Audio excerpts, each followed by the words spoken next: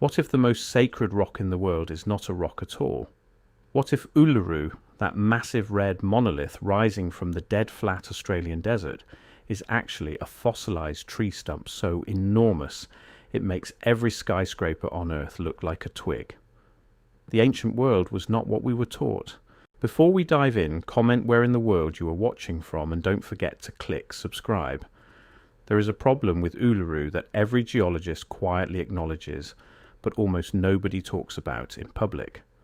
The rock sits alone, completely, impossibly alone. In every direction, for hundreds of kilometers, the land around Uluru is flat, not hilly, not gently rolling, flat, ancient, worn down to almost nothing by billions of years of erosion. And yet, in the middle of all that flatness, this enormous sandstone monolith rises 348 meters into the sky, almost perfectly vertical on all sides, with a rounded top that looks less like an exposed mountain peak and more like something that was once much, much taller. When geologists explain Uluru to the public, they describe it as a remnant of a once enormous sedimentary rock formation that was buried, compressed, tilted, and then slowly exposed by erosion as the softer surrounding rock wore away. That explanation is technically presented as settled science, but when you sit with that explanation and actually think about it, it starts to develop some serious cracks. If Uluru is the remnant of a larger formation, where is the rest of the formation? Katachuta, the cluster of dome-shaped rocks about 25 kilometers to the west, is sometimes offered as part of the same ancient geological story. But Katachuta looks completely different. Its domes are rounded, multi-peaked, clustered. Uluru is singular, isolated, symmetrical in a way that geological processes alone struggle to produce.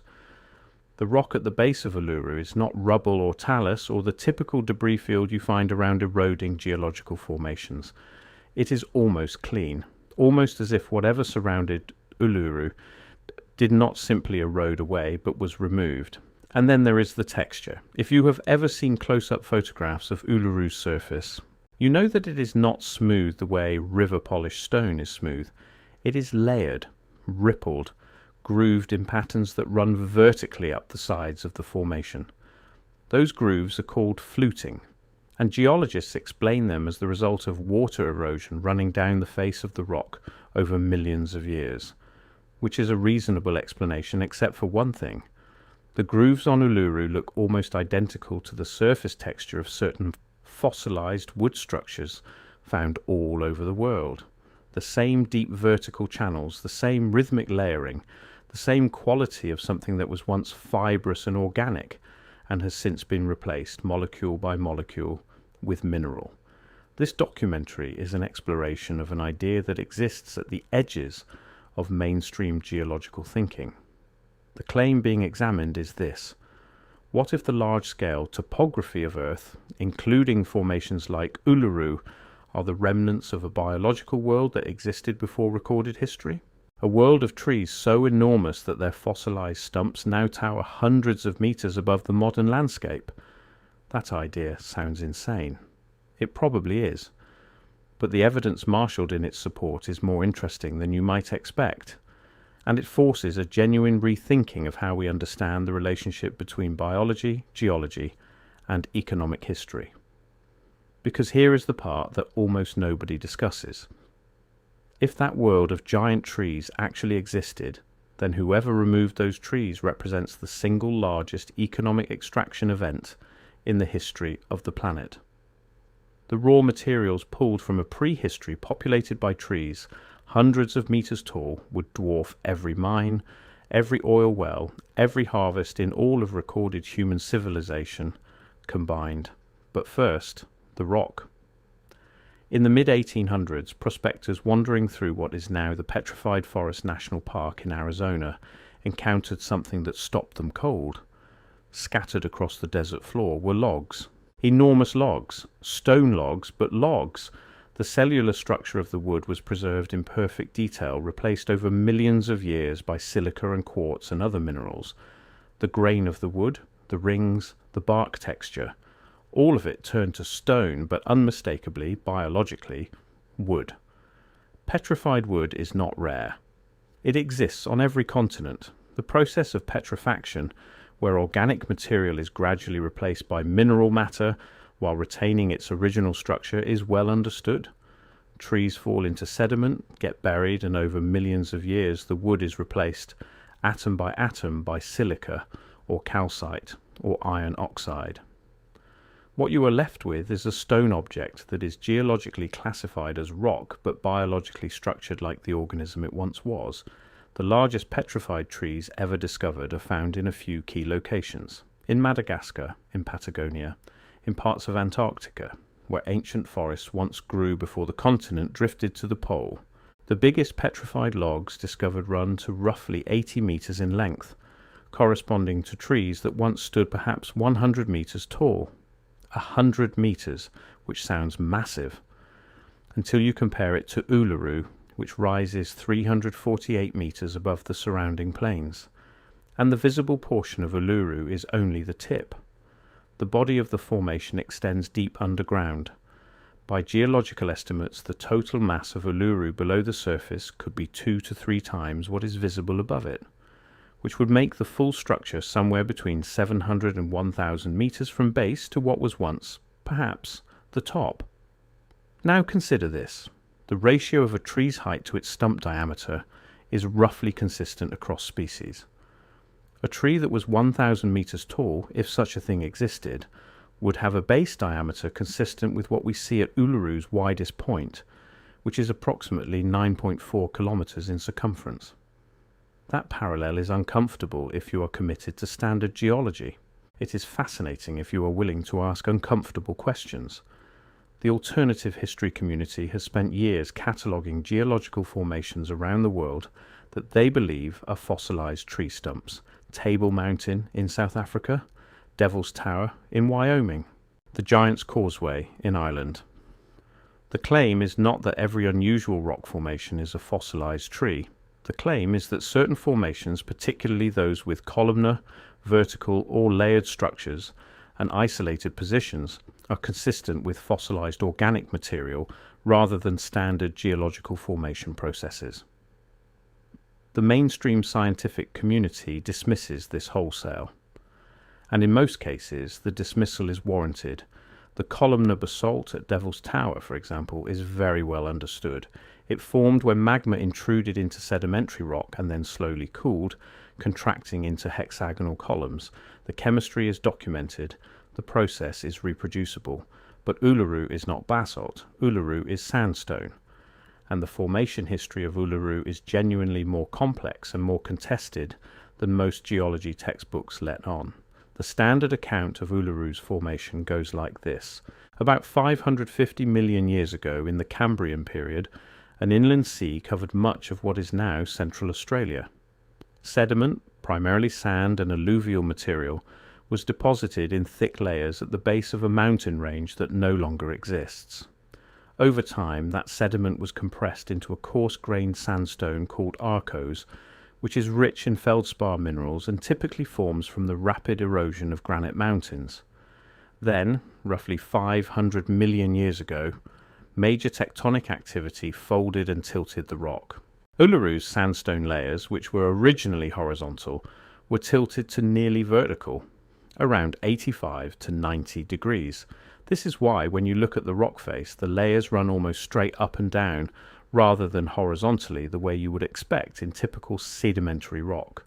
That tilting is real. It is documented. It is not disputed. What happened after that is where things get interesting. For the next 300 to 400 million years, the land surface around Uluru eroded. The softer rock around the formation wore away, and Uluru, being harder and more resistant to weathering, was left standing as an Inselberg, a geological term for a remnant of a once larger formation that survived while everything around it was stripped away. That is the official story, and it is a reasonable story, but there are a few details it does not fully address. First, the orientation of the rock layers. Uluru's layers are tilted at roughly 85 degrees. Standard tectonic compression can absolutely produce tilted layers. But the specific angle of Uluru's tilt, combined with its isolated position and its near-perfect structural integrity after hundreds of millions of years of supposed exposure, is unusual. Typically, when sedimentary formations are folded and exposed to that much erosion, they fracture. They break along their bedding planes. They develop fault lines. Uluru has remarkably few of these features for a rock of its claimed age and exposure history. Second, the surface texture. The fluting on Uluru's surface is attributed to water erosion. But the pattern of Uluru's fluting is unusually regular. Usually, water erosion on rock produces irregular channels that follow the path of least resistance, meaning they meander, converge, and diverge. Uluru's grooves are strikingly parallel and consistent, almost as if they are following a pre-existing structural feature of the material itself. Third is the color. Uluru is red because the surface is coated in a thin layer of oxidized iron. The underlying rock is actually grey. The pattern of coloration follows the grooves and textures of the surface in a way that emphasizes the layered vertical structure. Some researchers examining high-resolution imaging of Uluru's surface have noted that the coloration patterns bear a resemblance to the oxidation patterns seen on large-scale petrified wood samples. That is not proof of anything, but it is an observation worth sitting with. Every major civilization that has ever existed has been built on natural resources. The resource base of a civilization determines its power, its reach, and its eventual collapse. When resources run out or are controlled by external powers, civilizations decline. This is one of the most consistent findings in the study of economic history. Now consider the resource picture of ancient Australia. Australia has been inhabited for at least 65,000 years, making it home to one of the longest continuous civilizations on Earth. The Aboriginal peoples developed sophisticated knowledge systems, complex social structures, trade networks spanning the entire continent, and a relationship with the land that encoded geological, ecological, and astronomical knowledge into oral tradition, ceremony, and art. The Anangu people, the traditional custodians of Uluru, have maintained continuous cultural connection to the site for at least 10,000 years, and likely far longer.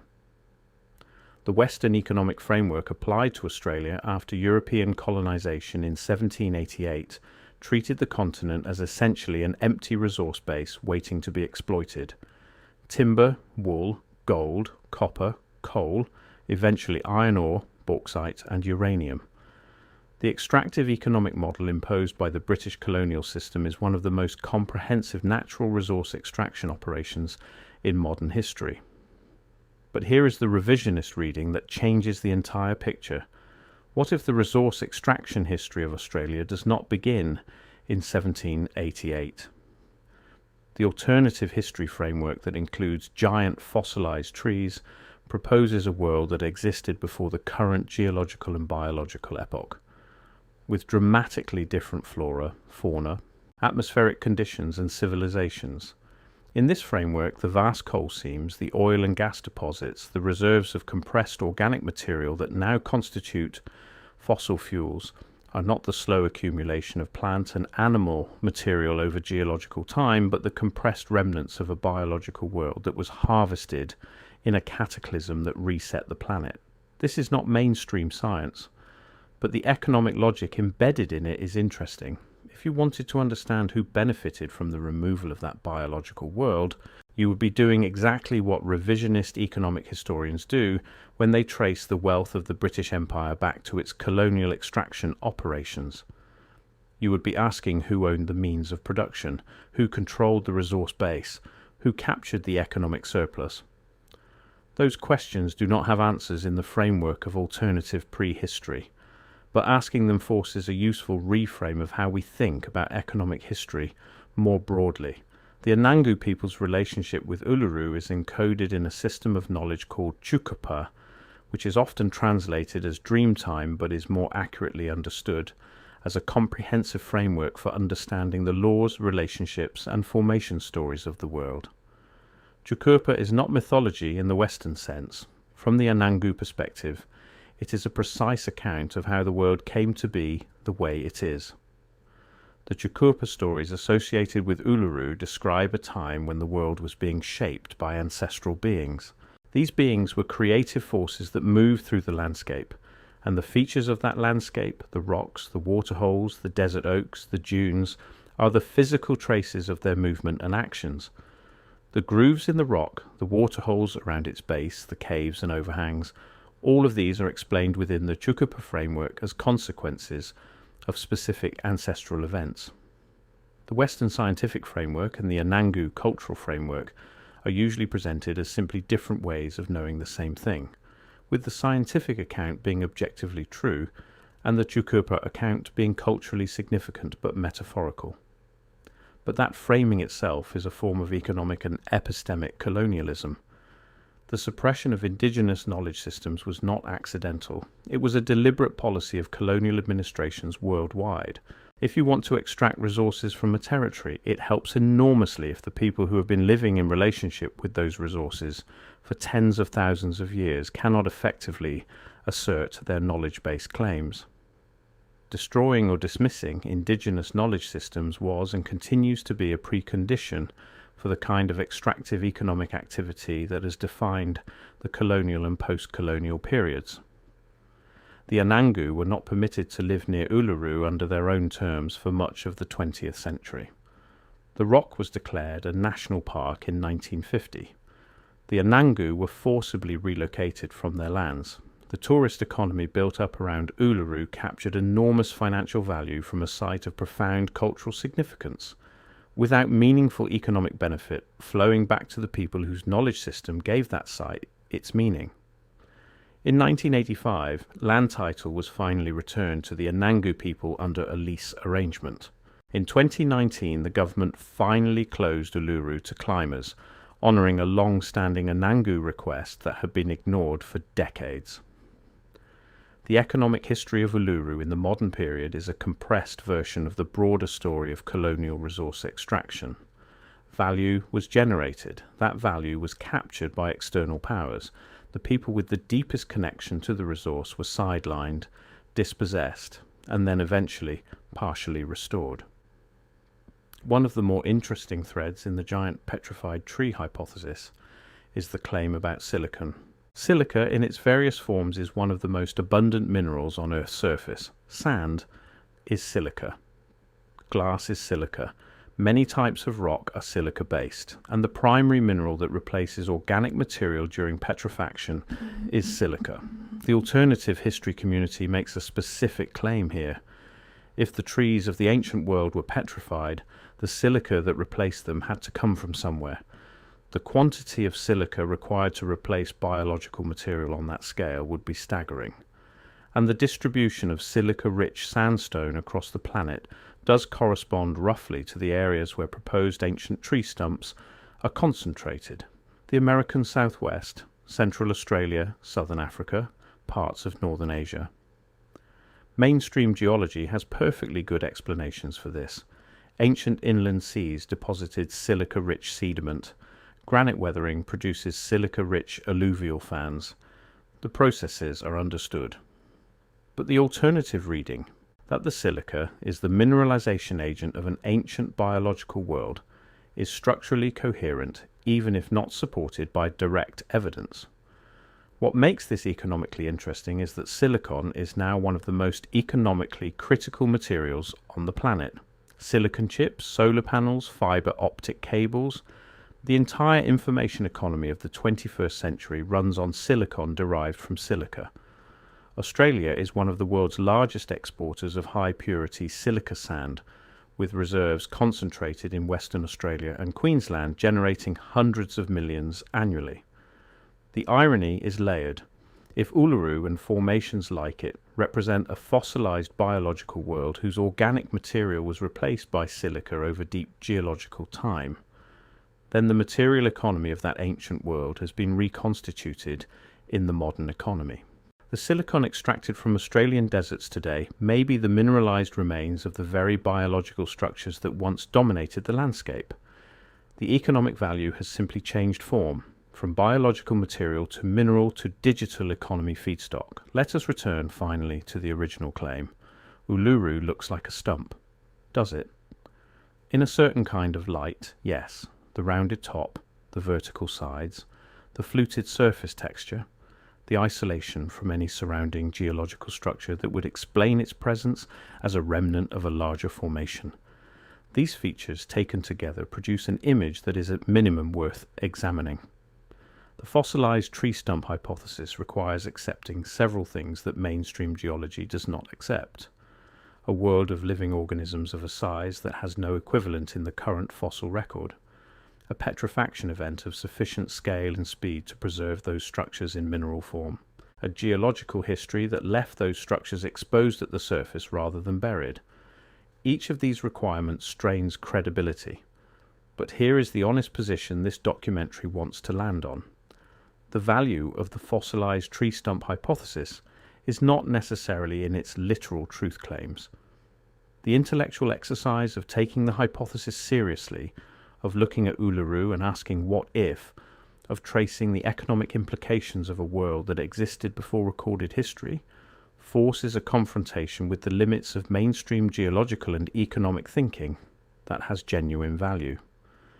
The alternative history community is mostly amateur, often credulous, and frequently wrong about specific claims, but they are asking questions that the credentialed mainstream has sometimes been too comfortable not asking.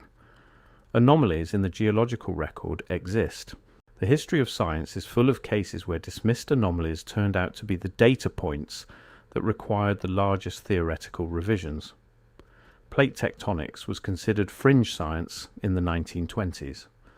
The role of an asteroid impact in the end Cretaceous mass extinction was dismissed by the mainstream for years after the iridium evidence was first presented. The discovery that stomach ulcers were caused by bacterial infection rather than stress was so contrary to established medical dogma that the researchers who proposed it could not get their work published for years. Science advances by taking anomalies seriously. The question is not whether the fossilized tree stump hypothesis is true. The question is whether the anomalies it points to deserve serious investigation. The isolation of Uluru, the regularity of its surface texturing, the questions about the completeness and pace of its supposed erosion history. These are features that a genuinely curious geologist could examine more carefully. And the economic history embedded in the question is real regardless of the geological answer.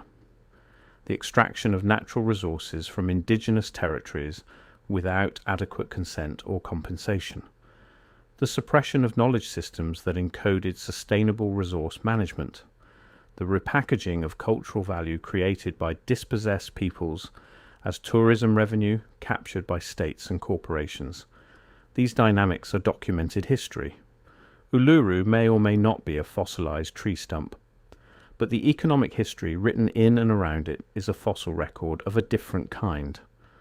A record of how value is created, captured, suppressed, and sometimes partially returned. Uluru rises from a flat desert that should not contain it. The Anangu have known its story for longer than written history. The Western economy arrived, extracted, dispossessed, and only recently began to return what it took. Whether the rock is stone or something far stranger, the pattern it reveals is clear. The oldest things on Earth carry the receipts for every transaction ever made against them. Subscribe for more.